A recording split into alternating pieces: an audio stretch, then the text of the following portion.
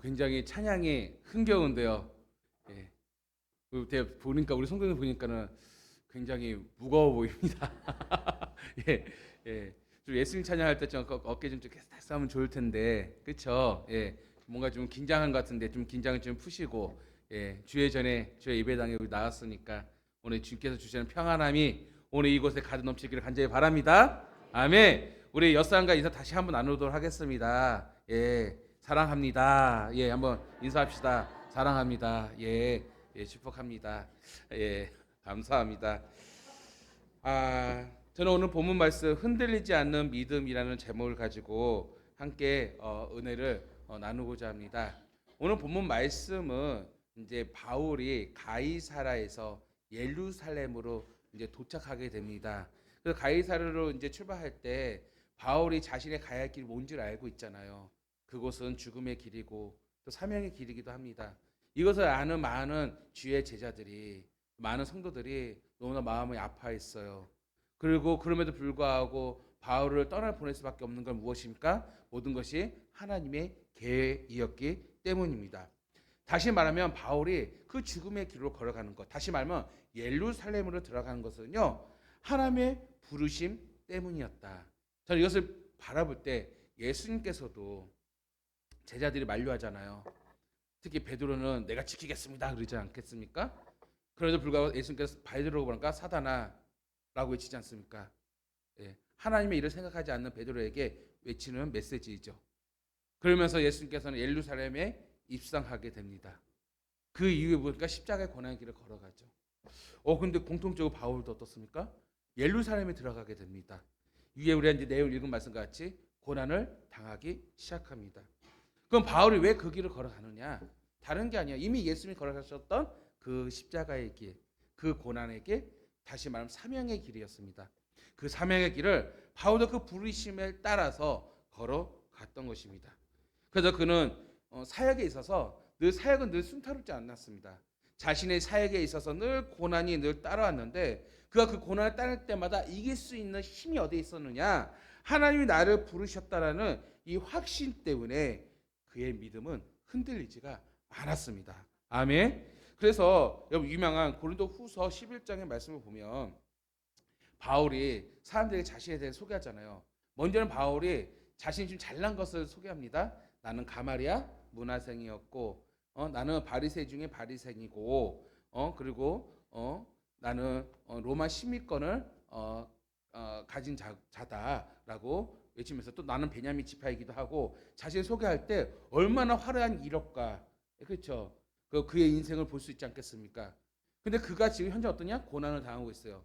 그래서 내가 왜 고난을 당하느냐? 고난 다 내용도 알죠? 40에 하나의 가만 매를 수없이 맞았고 심지어는 죽음의 위협도 있었고 산 건너 물 건너 정말 많은 복음을 위하여 어려움을 정말 굶주림도 당하는 어려움을 당하는데 내가 이 과정, 이 고난의 길을 걸어간 이유는 무엇이냐? 다른 게 아니다라는 것이죠. 바로 하나님이 나를 부르셨기 때문이다라는 것이죠.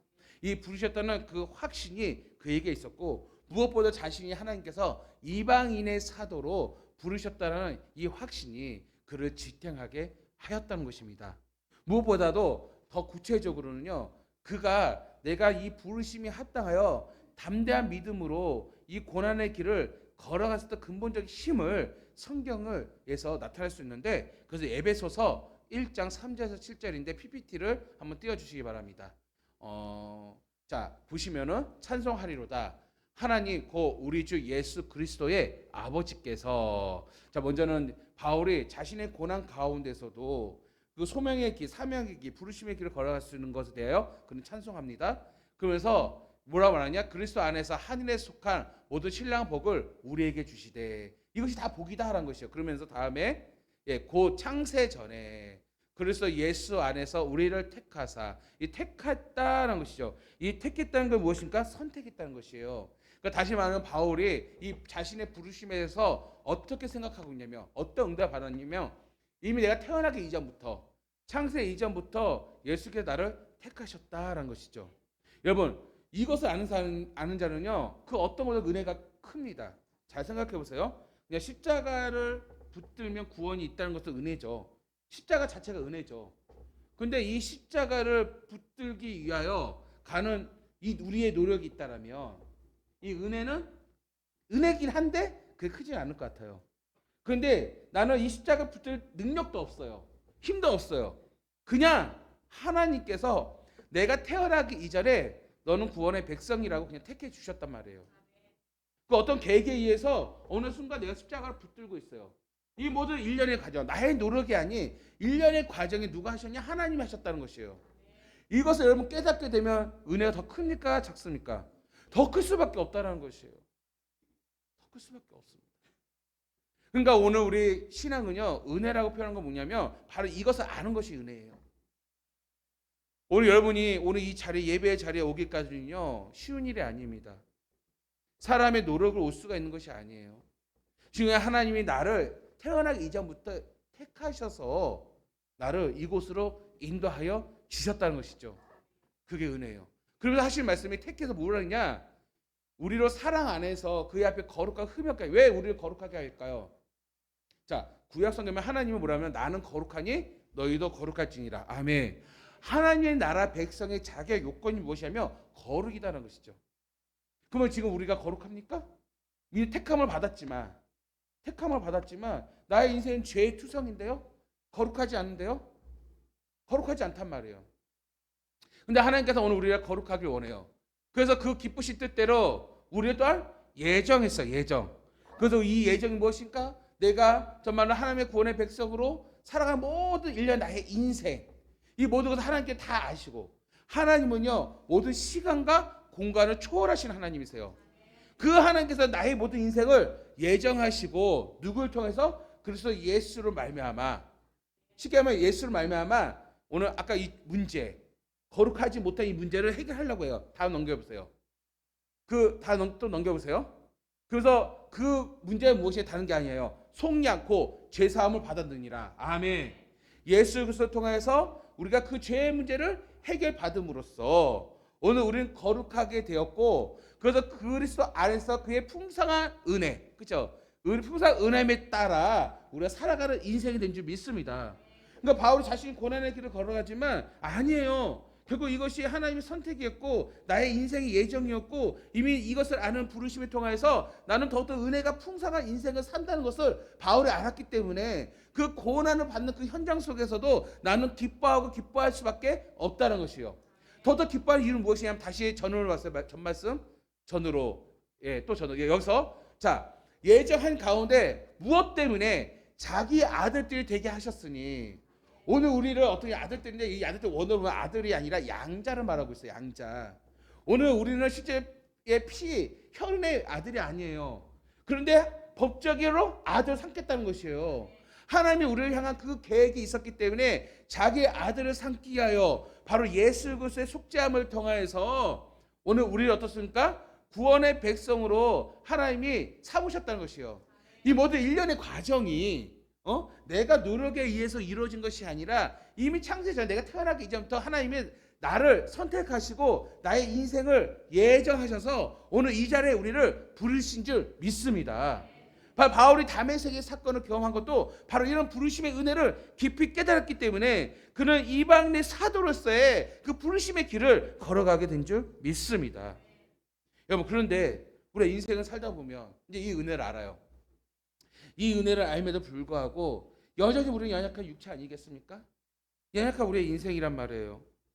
정말 우리가 교회 공동체 일원으로 함께 모이고 하나님께 예배드리고 하나님의 부르심에 따라서 맡겨진 사명을 잘 감당하지만 연약한 우리이기에 믿음이 흔들릴 수도 있어요.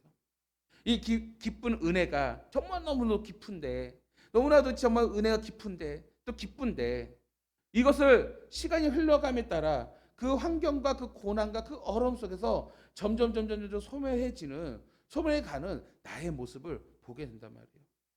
여러분 믿음은 어떻습니까? 여러분 이 믿음이 강건합니까? 단단합니까? 힘이 있습니까? 이것을 유지하기는 너무나도 어렵다는 것이에요. 근데 성도 여러분, 분명한 것은요, 오늘 하나님 나의 부르심, 오늘 말씀과 같이 에베소의 말씀과 같이 나의 부르심이 확실히 있는 성도라면은, 무엇보다도 이 분명한 부르심의 목적이 있는 성도라면은 정말 흔들리지 않는 믿음 가운데 거해야 할 줄 믿습니다. 아멘. 우리 여사가 다시 한번 인사합시다. 흔들리지 맙시다. 아멘. 흔들리지 마세요. 흔들리지 마세요. 그렇다면 오늘 우리는 흔들리지 않는 이 믿음 가운데 서 있어야 되는데 지금 세상은 어떻습니까? 세상 사람들이 여러 가지 사조와 사상과 문화와 여러 가지 풍습으로 인해서 막 흔들리고 있어요. 흔들립니다. 이 가운데 사람들은요 어떤 자입니까? 믿음이 떠나가고 있습니다. 세상 흔들리고 사람들은 떠나가도 나는 주를 섬기겠대요. 그래 불구하고 우리는 어떻게 해야 됩니까? 믿음을 지켜나가야 할 줄 믿습니다. 그러면 사람들이 흔들리고 세상이 흔들리고 사람들의 믿음이 떠나간 이 세대에도 우리는 흔들리지 않는 믿음으로 어떻게 지켜나갈 수 있느냐? 본문이 오늘 우리를 말씀하고 있단 말이에요. 자, 첫 번째 무엇이냐? 여러분 성경으로 돌아가야 할 줄 믿습니다. 성경으로 돌아가야 돼요. 바울은요 유대교의 영향을 많이 받았어요. 복음을 전하는 곳에 유대교의 영향을 많이 받았어요. 그 복음을 전하는 너무 어려웠습니다. 이 유대교 자체는 그들도 하나님을 섬기지만 예수 그리스도를 인정하지 않습니다. 그러니까 굉장히 겹치는 부분이 많아요. 우리의 복음과 이런 가운데 유대교들 강조한 건 무엇입니까? 율법이었고 할례였고 자신이 가지고 있는 전통이었단 말이에요. 여러분 제가 첫 교회 사역을 하는데 교회가 좀 규모가 있었습니다. 오래된 교회였어요. 그 유명한 목사님이 설립한 교회입니다. 예, 여러분 딱 이름만 되면 아는 목사님이 CCC에 설립하신 목사님도 거쳐갔던 교회예요. 그런데 그게 오래다 보니까는 권사님들이 무지하게 많습니다. 무지하게 많아요. 그러다 보니까는 교회가 처음에는 이 좋은 분위기에서 권사회를 만들었어요. 권사회 만들었더니 교회 일하려고 만들었겠죠? 그 권사님들이 얼마나 헌신적으로 일을 하는지 물질적으로 시간적으로 몸으로 여러 가지로 헌신을 해서 교회가 굉장히 성장해 나갔어요. 근데 이것이 10년이 지나고 20년 지나고 30년이 지나고 40년이 지나고 50년이 지났어요. 20년째 향하고 있는 교회였어요. 그때 당시. 그런데 처음에는 권사회를 목사님이 만든 것은 주의 일을 하라고 봉사하라고 세웠는데 이것이 하나의 관습이 되고 정통이 되다 보니까 어떤 일이 벌어졌냐. 교회의 당회보다 위에 있는 거예요. 목사님의 목회보다 위에 있는 거예요. 그래서 하는 것이 우리는 그렇게 하지 않았다는 것이에요. 우리의 관습이야. 그때 목사님이 7대인가 6대인가 7대 목사님인데 그로 인해서 목사님이 어떻습니까? 본질은 성경이잖아요. 우리가 성경으로 가야 합니다. 성경으로 가야 한다고 성경적으로 목회를 하는데 뭐가 있냐? 부딪히는 거예요. 부딪히는 거예요. 저는 그 전사 때 어린 나이에 그 광경을 보면서 좀 너무나도 안타까웠어요. 왜 여기에 에너지를 소모해야 되느냐? 지금 아파트 막 입주하고 새롭게 막 SK 아파트 막 입주 막 몇천 세대가 막 일어나고 한참 부흥하고 한참 전도하는 이 타이밍에서 교회 안에서 이런 에너지 소모가 굉장히 많다는 것이에요. 무엇 때문에? 그들이 갖고 있는 교회 문화와 그들이 갖고 있는 전통 때문에. 근데 이것이 오늘 유대교가 그랬단 말이에요. 그러니까 바울이 굉장히 많이 힘들어했어요. 그래서 바울은 유대인들에게도 복음을 전할 때 어떻게 합니까? 본질을 붙잡습니다. 그래서 유대교 사람들에게 복음을 전할 때에도 할례해라. 율법 잘 지켜라. 근데 우리의 구원은 예수 그리스도다 하고 전하면서 할례나 율법은 비본질이에요. 그러니까 양보를 한 거예요. 그러니까 바울이 유대인한테 갈 때는 나도 할례 했잖아요. 율법을 지켰습니다. 바울이. 지켜가면서 예수 그리스도의 복음을 전하였고 이방을 향해서는 그들이 할례 율법 모르잖아요. 그 오직 예수 그리스도의 복음을 전함으로써 그들이 구원을 이뤘을 때 성경 바울이 이제 성교보고하거든요. 수만 명의 유대교 사람들이 예수님을 영접했다는 성교보고를 합니다. 놀라운 변화 아니겠습니까? 그러면 이렇게 그들이 변화될 수 있었던 본질은 무엇이냐? 바울의 본질을 붙잡고 있었어요. 그게 무엇이냐? 성경, 하나님의 말씀이었다는 것이죠. 예컨대 유대교 사람들의 그 영향을 받아서 바울이 이것이 적당히 양보하고 그랬으면요 변화가 일어나지 않습니다. 오늘 교회 안에서도 오늘 우리가 믿음을 굳건하게 지키기 위해서는요 하나님의 말씀의 본질은 분명히 지켜야 됩니다.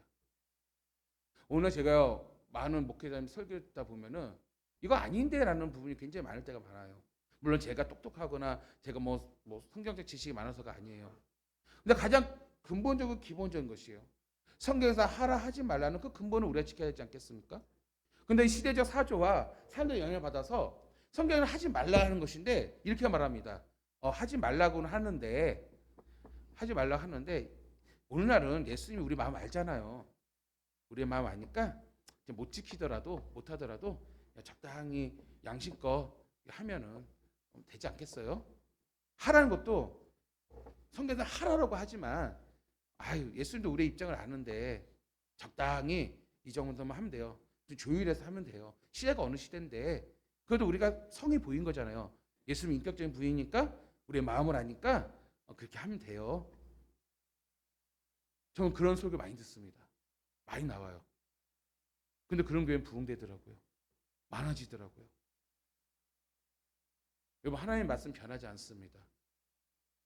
하나님이 하실 그 말씀에 그 본질을 우리는 봐야 돼요. 분명히 하나님께 하라고 했으면 우리 순종하는 것이고, 하지 말라면 하지 않는 순종이 있을 때 이것이 바로 믿음이라는 것입니다.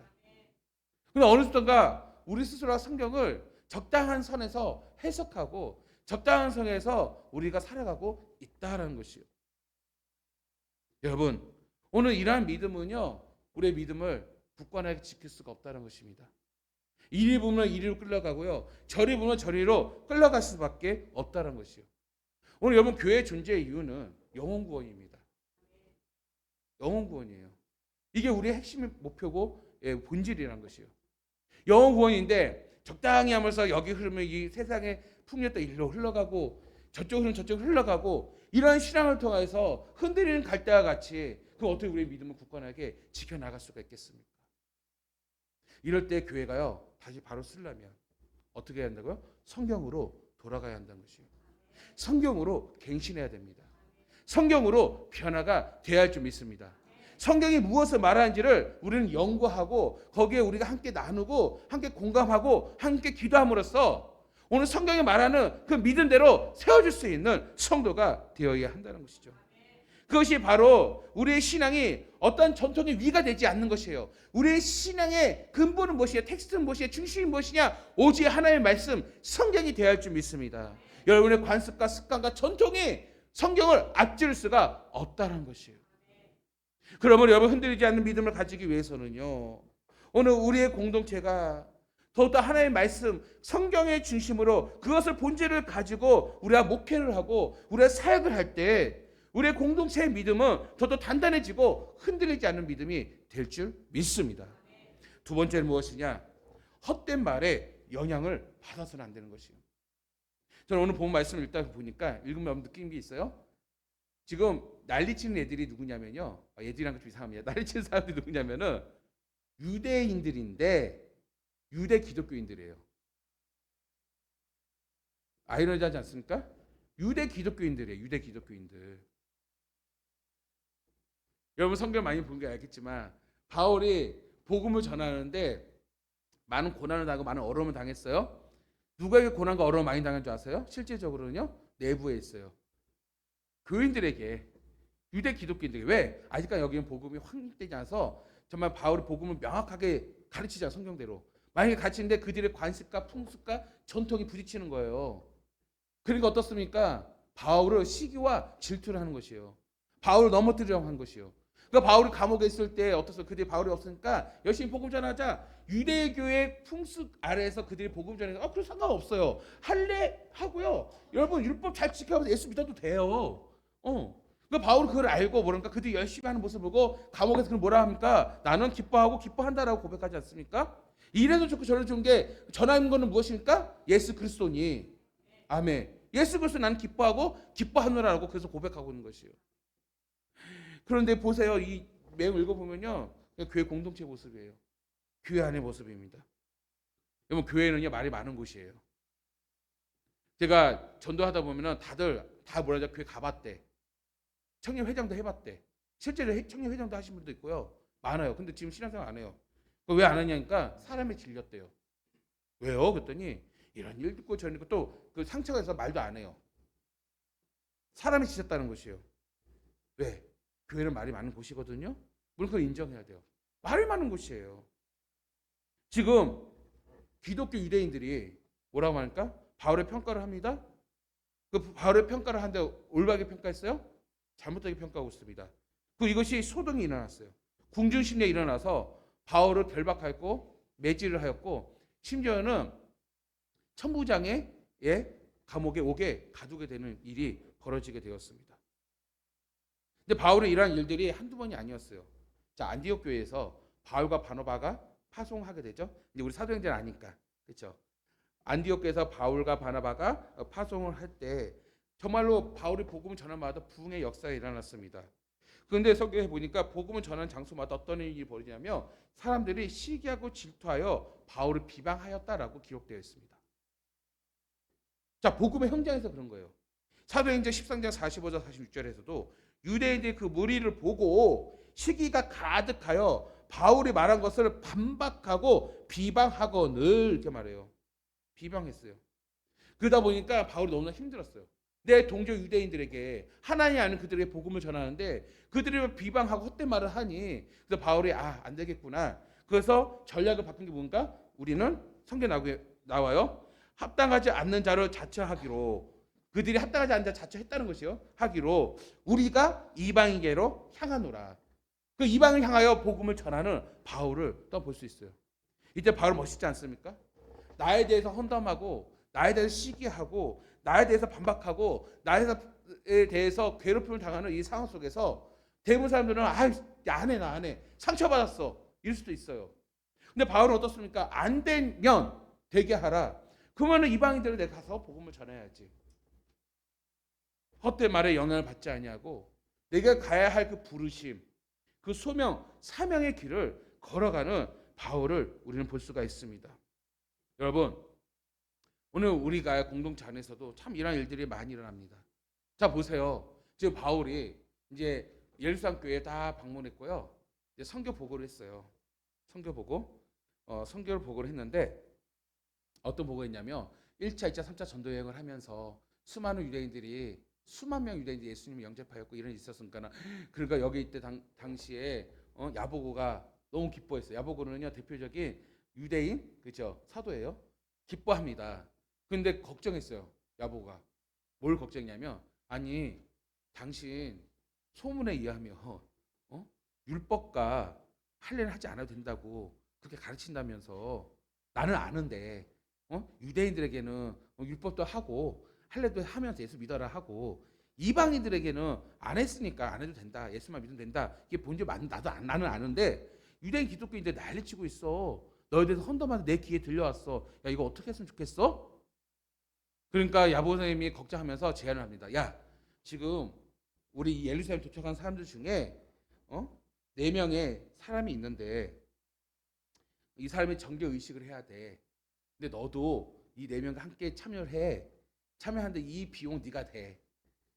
머리 깎고 예식 참여하면 재물도 필요하잖아요. 이 비용 돼서 유대인들이 원하는 예식을 네가 하게 되면 유대 기독교들 볼 때, 바울도 율법을 지키네. 이미 할례는 했으니까 율법을 지키네. 문제 없겠네라고 소문이 나면 그러면 괜찮지 않겠냐라고 제안을 해요. 그럼 바울 같으면 어떻게 했어요? 그 본질도 아닌데 왜 그렇게 해요? 그럴 수 있는데 바울은 순종해요. 왜? 비본질이잖아요. 그럼 내가 유대인 기독교인을 내가 품어야 되니까 하겠습니다. 7일 동안 그래서 이게 어떤 정교 의식이냐면 민수기 6장에 보면은 나시린법이에요. 나시린 정교법입니다. 그 나시린 정교법이 뭐냐면 나시린은요 구별된 자잖아요. 포도주, 독주 이런 거 마시면 안 돼요. 사람이라고 혹시 나도 모르게 포도주를 댔거나 부정 일을 하게 되면 어떻게 하니까 나시린 특징이 뭐예요? 머리 안 자르잖아요. 머리가 아니라 머리카락 안 잘라요. 머리카락 안 잘라. 머리 안 잘라니까 내가 갑자기 당황했는데 머리카락 안 자르잖아요. 나시는 머리카락. 그래서 여러분 누구 생각하면 삼손을 생각하면 돼요. 삼손. 머리카락 안 자르는데 실수해서 부정하게 되면요 머리를 밉니다. 이게 새로운 마음이요. 머리를 밀고 7일 동안 부정합니다. 그 파일 때 뭐 하는 줄 아십니까? 그 정결 예식을 드려 하나님 앞에 제물을 드리 예배를 드린단 말 쉽게 얘기하면 이게 나시린법이에요. 그런데 지금 여기서 성전 에사성 들어가던 4명이 부정했나 봐. 4명이 대기하고 있으니 너도 부정했지 않냐 그러니까 너도 들어가서 정결법을 하며 그 머리를 밀고 너도 예물을 드리고 율법을 지키면 사람들이 같은 유대인이네 너도 율법 지키네 인정하고 그럼 너는 안전할 것이다. 바울은 그대로 순종해요. 순종한단 말이에요. 왜 그가 그렇게 했을까요? 하나님의 영광을 위해서, 복음을 위해서. 그러면은 바로 이렇게까지 행하였는데 사람들의 소문과 헛된 말이란 말이에요. 거짓된 말이에요. 그러면 바울은 유대 기독교들에게 할례하지 마, 율법 꼭 지켜야 돼, 율법 지키지 마 이런 말을 안 했어요. 근데 말이란 게요, 진짜 다르지 않습니까? 이방인들에게 행하는 그 말씀이 마치 유대인들에 적용이 된 것처럼 헛된 말을 함으로써 바울 어떻게 결국 폭동이 일어나서 바울의 결박을 당하게 했단 말이에요. 심지어는 어떤 일이 벌어졌습니까?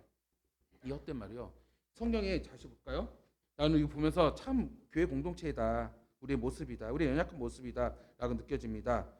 자, 28절에서요. 그 사람 외쳐요. 외치되 이스라엘 사람들 도우라. 누가 이제 고소를 하는 거예요. 외칠 때 이 사람은 각처에서 우리 백성과 율법과 이곳을 비방하여 모든 사람을 가르치는 그 자인데, 이 말이 뭐냐면은 율법을 폐하고 할례를 폐했던 자다는 것이요.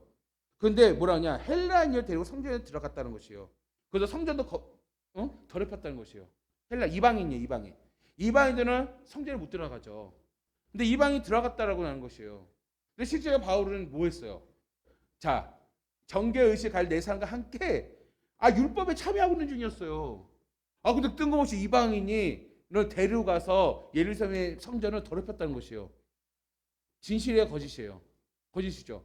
그럼 그 근거가 어디 있느냐? 재밌습니다, 근거가. 그러니까 뭐든지 소문은요, 근거는 있어요. 근거는 있는데 팩트가 아닌 게 문제예요. 자, 그러면서 어떤 말입니까? 왜 그 이런 말이냐? 29절. 이는 그들이 전에 예배소 사람, 이방인이죠? 드로비모가 바울과 함께 시내에 있어요. 바울이 시내에 있는 거 보고 예루살렘의 성전에 들어갔다는 거 말하는 거예요. 이해하셨어요? 나하고 우리 정경 지사님하고 고강 사거리에서 데이트했거든요. 권사 지사님 맛있는 거 먹어요. 그래서 햄버거를 먹고 있는데 갑자기 지사님하고 저하고 저 작동에서 아주 레스토랑에서 밥 먹고 있다고 소문이 난 거예요. 같은 게 부천이니까 이런 일이 벌어지기 시작했다는 것이에요. 그래서 바울을 어떻게 해요? 죽이고자 했단 말이에요. 여러분, 이게 굉장히 무섭습니다. 그럼 바울이 이런 상황에서 항변해야 되잖아요. 나는 이방 성전에 들어간 적 없어요. 나는요 4명 사람들과 정교회에 참석했어요. 머리 깎고요 나 참여했어요. 비용도 들었어요. 예배 들었어요. 충분히 말할 수 있는데 바울은 말하지 않습니다. 여기에 논쟁하지 않습니다. 왜? 본질이 아니기 때문에. 바울은 본질은 무엇이에요? 부르심이에요. 예루살렘을 통하여서 저 로마까지 향하는 하나님의 부르심이었기 때문에 여기서 에너지 소모를 하는 것이 아니었어요. 여러분, 오늘 우리는 주의 사역, 복음의 사역에 있어서 헛된 말에 영향을 받아서는 안 됩니다. 정말 열심히 우리 남자에서는 봉사를 하는데 열심히 잘 만들었더니 뭐 이렇게 했어. 상처 받을 수 있죠. 근데 내가 하나님 앞에서 최선을 다하고 섬겼으면 그걸 족한 거 아니겠습니까? 그렇죠. 예. 하나님의 일에 있어서 큰 일 있고 작은 일이 어떻겠습니까? 쓰레기 하나라도 주는 거 얼마나 감사한 일이에요. 그렇죠. 내가 누구나 말 않겠지만 몸도 안 좋으신데 토요일날 성도님은 오셔요. 내가 몸도 안 좋으면 오시지 마시죠. 왜 와서? 그러니까 목사님 내가 마당이라도 좀 쓰려고 왔어요. 그러더라고요. 그렇게 안 하셔도 돼요. 많아요. 예, 하실 분 많아요. 그러니까 몸 잘 추스려야지. 근데 그게 아니라는 것이요. 조금이라도 내가 수저를 얻는 것이 하나님의 영광이니까 섬기겠다고. 얼마나 감사한 일 아니겠습니까? 여러분, 우리가 말도 마찬가지예요. 베드로 선생님은요, 우리가 말할 때 하나님이 주신 힘으로 하나님이 행하신 것으로 그래서 봉사하고 또 말을 하라고 우리에게 말씀하고 있지 않습니까? 그래서 누가 말하려면 하나님의 말씀을 하는 것 같이 하라고 그랬어요. 그렇게 함으로써 마지막에 무엇이냐? 하나님이 영광을 받으시기 위하여. 오늘 열매 말이 하나님의 영광을 받으시게 해야 돼요. 우리 하나님이 다 듣고 계신데 얼마나 기뻐하는 일 아니겠습니까? 수군거리는 말이나 시기와 질투, 헛된 말들에서 우리는 조심해야 합니다. 나의 말 한마디가 누군가에게 복음을 떠나게 하고 전도의 문을 막으며 사명을 방해하고 하나님의 영광을 가리게 됩니다.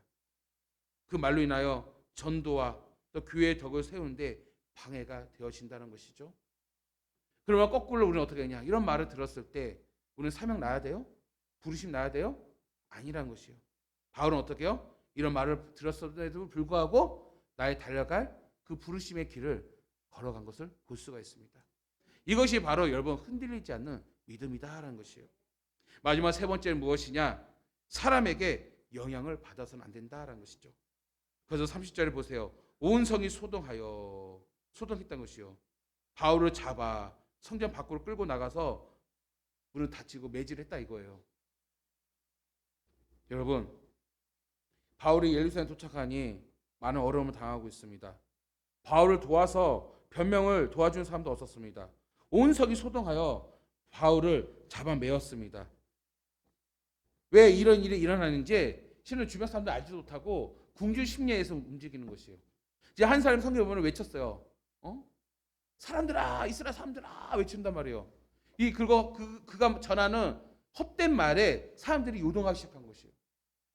오늘 성도 여러분, 오늘 우리는요 어떠한 환경에 있어서 요동해서는 안 됩니다. 어떤 환경 가운데서 내가 가야 할 그 부르심의 길에서 흔들리거나 요동해서는 안 돼요. 어떠한 비방과 어떤 소리가 된다 할지라도 우리는 상처받기보다는 나의 믿음을, 나의 부르심을 지키는 그런 성도가 되어야 합니다. 이러한 자가 어떻습니까? 끝까지 복음의 경주, 믿음의 경주를 완주할 수 있는 것이요. 이러한 자가 바로 성령이 붙잡힌 사람, 정말 사명의 길을 걸어가는 사람이라고 말할 수가 있습니다. 특별히 여러분, 우리가 사명의 길 참 외롭죠. 세상사람 얼마나 보면 자유로워 보입니까? 근데 우리는 사명, 부르심, 그 부르심을 가지고 살아가는 게 참 외롭잖아요. 힘들잖아요. 오늘 바울도 마찬가지로 힘들고 외롭지 않았습니까? 그런데요, 오늘 이 길이요, 결국 장차 비교할 수 없는 그 영광이 예비되어 있음을 여러분 기억하시기를 바랍니다.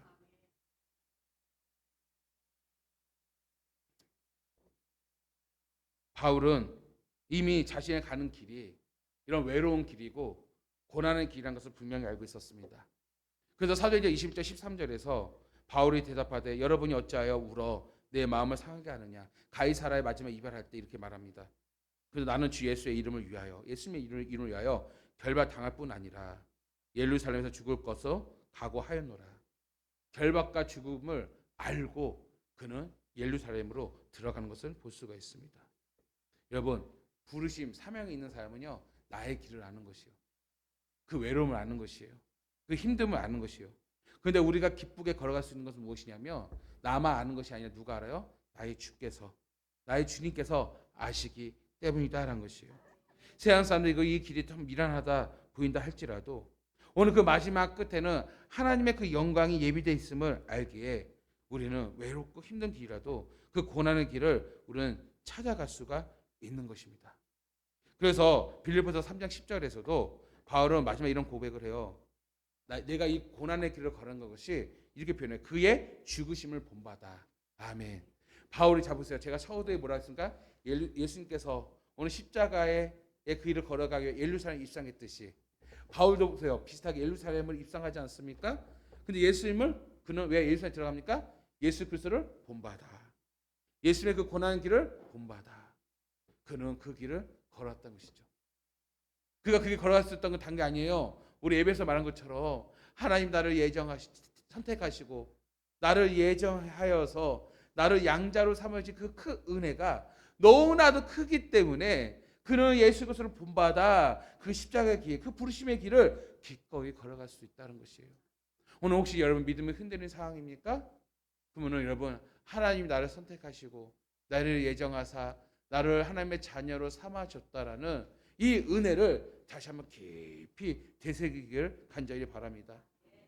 그 되새길 때 우리는 흔들리지 않는 믿음으로 우리는 걸어갈 수가 있는 것입니다. 특별히 여러분 바울은 고백합니다. 골로새서 1장 24절 말씀 한번 펴시기 바랍니다. PPT 우리 함께 읽겠습니다. 시작. 나는 이제 너희를 위하여 받는 괴로움을 기뻐하고 그리스도의 남은 고난을 그의 몸된 교회를 위하여 내 육체에 채우노라. 아멘. 저는 이 말씀을 통해서 너무나 마음이 두근거립니다. 제가 목사로 부르심 받은 게요, 하나님이 선택하시고 예정하셔서 저를 목사로 부르셨습니다. 오늘 우리 권사님들, 하나님이 여러분 항중지, 우리 안수 집사님들, 우리 장로님들, 하나님이 오늘 여러분을 부르셨는데 여러분이 노력의 선택에 의해서 내가 할게요 해서 된 것이 아니라고요. 오늘 여러분 부르신 것이요, 하나님이 선택과 예정을 통하여서 오늘 여러분이 권사로, 장로로, 안수 집사로, 또 교사로, 구역장으로, 목사로, 전사로 하나님이 부르셨다는 것이죠. 부르셨어요. 그래서 우리는 지금 가는 그 길이 괴롭죠. 괴로운 길입니다. 근데 괴로운 만큼 장차 비교할 수 없는 그 영광이 있기 때문에 바울은 기뻐한다고 그랬어요. 여기서 끝나지 않습니다. 이게 끝 아니에요. 나 이 정도 신앙생활 했으니까, 아유 나 이 정도 신앙생활 했으니까 끝. 왜 우리가 결정합니까? 하나님의 선택과 예정, 하나님의 계획대로 끝을 맺어야죠. 내가 끝내는 게 아니에요. 그래서 뭐랄까, 그리스도의 남은 고난이랬어요. 아우 지금도 지긋지긋 고난을 받았는데 오늘 바로 뭔가 그리스도의 남은 고난, 이 남은 고난도 내가 어떻게 하냐? 그의 몸된 교회, 주의 몸된 교회를 위하여 내 육체를 어떻게 해요? 그 고난에 참여하겠다는 거죠. 채우겠다는 것이에요. 이것이 오늘 항중제, 오늘 장로와 권사와 안수집사와 또 교사와 하나님 나에게 부르신 그런 사명자들의 바로 각오예요, 고백이 되어야 할 줄 믿습니다. 특별히 우리가 하나님의 부르심에 따라서 땅에서 매며 하늘에서 매일 것이고 땅에서 풀면 하늘에서 풀린다는 것이 오늘 우리가 참 들어야 할 말씀인데, 우리가 받은 이 직분을 우리 너무 가볍게 여길 때가 많아요. 어떤 이는 그래요. 목사님 교회 많잖아요. 많죠. 근데 바울은 오늘 잘 보세요. 보면은 그의 몸된 교회에 위하여, 바울이 걸어갔던 교회, 세웠던 교회들입니다. 우리 이분이 세운 교회가 아니고 오늘 내가 오늘 몸 담은 이 교회에 부르심을 받아서 한종직을 부르심 받은 거, 이것이 부르심의 나의 사명이라고요. 남은 고난을 내 교회를 위해서 채우겠다는 것이에요. 저는 성광교회를 위해서 채워야 되는 것이에요. 제가 지금 새로운 제작교회에 가서 말씀을 전하지만, 물론 열심히 전해야겠지만, 그래도 불구하고 오늘 내가 맡겨진 이 교회와 비교할 수가 없는 것이에요. 나에게 상급과 영광은 어디에 있는지 아십니까? 저 새로운 제작교회에 있는 것이 아니라 어디에 있어요? 오늘 성광교회에 있는 줄 믿습니다. 이것을 말하는 것이에요. 그러니까 여러분 교회 많죠. 그런데 각자의 부르심은 선택되어 있다. 여러분 아까 에베소서 말한 것처럼 하나님의 선택과 예정을 믿으신다면, 내가 이곳에 하나님이 권사로서, 장로로서, 안수집사로서 부르심을 받았다는 것 자체가 무엇입니까? 내 힘과 노력이 아니라고요. 하나님의 예정, 이 선택, 예정 뭐라고? 나의 모든 계획이에요. 계획 가운데 하나님이 부르셨다는 것입니다. 거기에 열매가 있고 거기에 상급이 있다는 것이에요. 오늘 여러분 분명히 이것을, 이 직분론을 우리 분명히 알아야 할 줄 믿습니다. 이것을 여러분 가볍게 여긴다는 것은요, 하나님의 계획을 가볍게 여기는 것이에요. 하나님의 계획을 무시하는 것이에요. 그렇기 때문에 오늘 잘 보세요. 달란트 비유에서 5달란트, 2달란트, 1달란트 비유를 보십시오. 5달란트, 2달란트는요 칭찬받았습니다. 왜 칭찬받았을까요? 주인의 계획과 예정 가운데 그대로 순종해서 열매를 맺었어요. 칭찬받았습니다. 근데 1달란트는 왜 버림받았습니까? 쫓김을 당했습니까? 그의 생각은 합리적이었어요. 그런데 주인의 계획과 예정이 아니었어요. 하나님께서 주신 상급과 열매는요, 하나님의 계획과 예정하신 것의 바탕에서 이루어져야 할 줄 믿습니다. 거기에 열매와 상급이 있는 것이에요. 오늘 많은 성도들이 이 원리를 모르더라고요.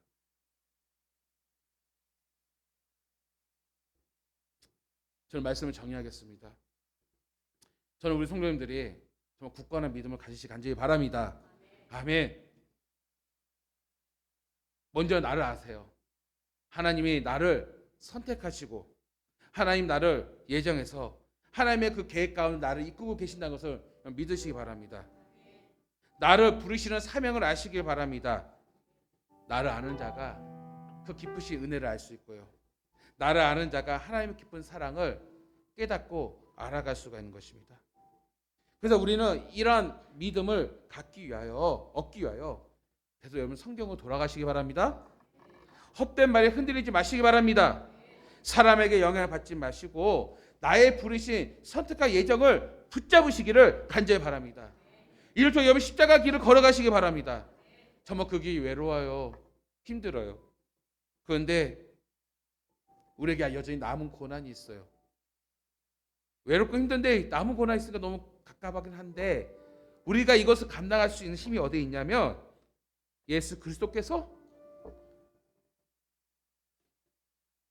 지금도 여전히 여러분과 함께 하신다고요. 제가 목회를 하면서 참 미래가 막막합니다. 정말 그래요. 왜 그러냐면 비교가 되니까 처음 왔을 때보다 점점 시대가 변해가면서 정말 세상 흔들릴 만큼 믿는 자들이 떠나가고 있어요. 흔들리고 있어요. 저야 그냥 목회하고 저 구원받으면 되죠. 그런데 그 영혼이 너무나 불쌍해요. 안타까워요.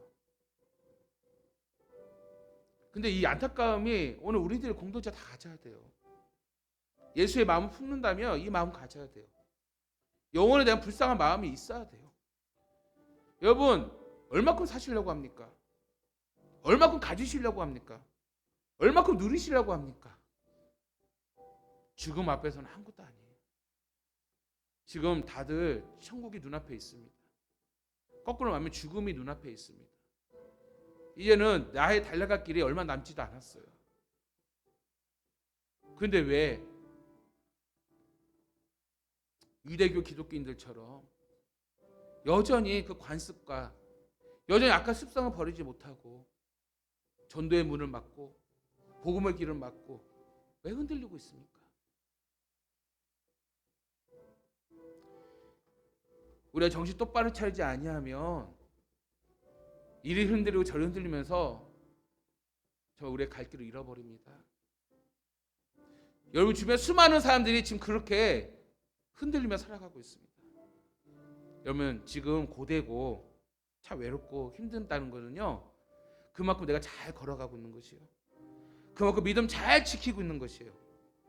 왜냐하면 그 길을 주님이 함께 하시고 그게 좁은 길이고 좁은 문이고 그게 십자가의 길이기 때문에 역으로 말하면 여러분 기뻐하고 더 감사하시기 바랍니다. 그래서 힘들 때 하나님 나 선택하셨구나, 하나님 나 예정하셨구나, 이 단단한 믿음을 가지고 믿음의 견주를 완주함으로써 여러분 한 사람 한 사람이 정말 구원에 이르는 구원의 기쁨에 참여하는 우리 성도들 되고, 특별히 우리 직분자들 남은 이 고난이 있어요. 이 남은 고난을 내 육체를 하나님 나에게 부르신 교회에 내가 쏟아 부음으로써 정말 어느 누구를 비교할 수 없는 그 영광에 참여할 수 있는 오늘 저와 여러분 되기를 주의 이름 간절히 축원합니다. 우리 말씀 같이 기도하겠습니다. 기도할 때 오늘 우리 하나님의 부르심을 위해서 기도했으면 좋겠습니다. 주님, 오늘 성광교회 오늘 우리를 이 자리에 하나님 나를 부르시고 하나님 나를 꿈꿀 수 있도록 인도해 주시노라 감사합니다. 세상 흔들리고 사람들이 믿음이 떠난다 할지라도 나는 굳건한 믿음으로 저만 지키기 원합니다.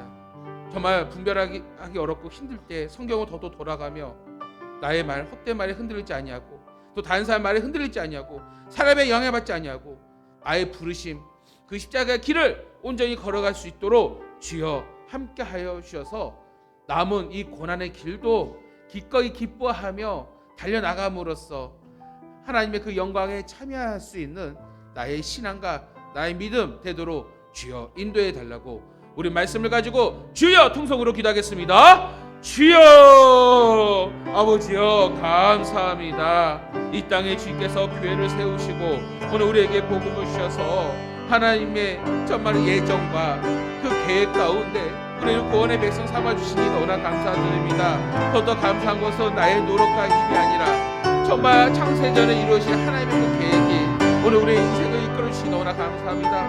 우리를 복음의 자리로 인도해 주시니 너무나 감사합니다. 아버지, 하지만 오늘 세상이 많이 흔들리고 정말 사람들의 믿음이 떠나간 이 현실 속에서 정말 믿음 지키기가 너무나도 어렵습니다. 원합니다. 아버지여, 그러나 아버지여, 우리가 외롭고 힘들고 고통스럽지만 여전히 주님이 나와 함께 하심을 믿으며 하나님의 선택과 하나님의 예정을 더욱더 신뢰하고 더욱더 믿음의 담대함으로 나의 달려갈 부르심의 길을 아버지 담대히 걸어갈 수 있도록 주여 인도하여 주시옵소서.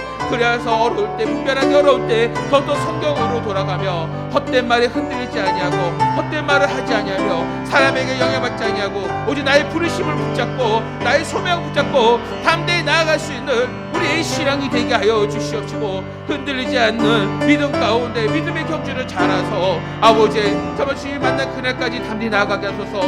무엇보다 남은 나의 십자가의 길, 남은 나의 이 고난을, 나의 육체를 아버지 나에게 맡겨진 교회에 아버지 쏟아 부음으로써 하나님의 영광이 되게 하여 주시고, 나의 사명, 나의 부르심을 잃어버리지 아니하고 담대히 나아감으로써 하나님께 영광을 돌리는 귀한 우리 성도들 될 수 있도록 주여 도와주시옵소서. 성령이여 은혜를 부어소서. 나의 부르신 그 은혜를 더욱더 감사함으로 더욱더 남겨진 그 사명을 걸어가는 귀한 우리 성도들 되게 하여 주시옵소서.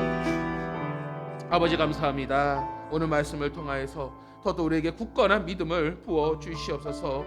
아버지여, 나의 아버지 하나님 부르신 그 선택과 예정을 늘 가슴속에 새기면서 때론 외롭고 힘든 그 길이라 할지라도 기꺼이 그 길을 걸어가게 하시고, 이제 아버지 남은 이 고난도 기꺼이 주님의 가신 그 길을 따라감으로써 하나님의 영광이 되게 하여 주시옵시고, 아버지여, 정말 나에게 맡겨진 사명 오늘 이곳에 있사오니 잘 이루어감으로써 하늘의 큰 상급이 되는 그냥 우리 성도들의 삶이 되게 하여 주시옵소서. 아버지 주의 은혜에 감사하여서 온전한 11조와 감사헌금으로 성경헌금 2030 비전헌금으로 비전헌금과 구제와 일천번제와 성미와 주전과 온라인과 구역헌금을 드릴 손께 드리겠습니다. 아버지 각 제목마다 정말 주님 앞에 구별하여 온전한 마음으로 드렸사오니, 마음이 있는 곳에 물질이 있다고 했는데, 물질 있는 곳에 마음이 있다고 했는데 주님을 사랑하는 마음으로 나의 죄를 고백하며 그 은혜에 감사해서 예물을 드려오니 주여 기뻐 받아 주시옵시고, 우리 성도의 손길에 마르지 않도록 부족함이 없도록 날마다 채워주실 때 아버지여, 욕과 같이 갑절에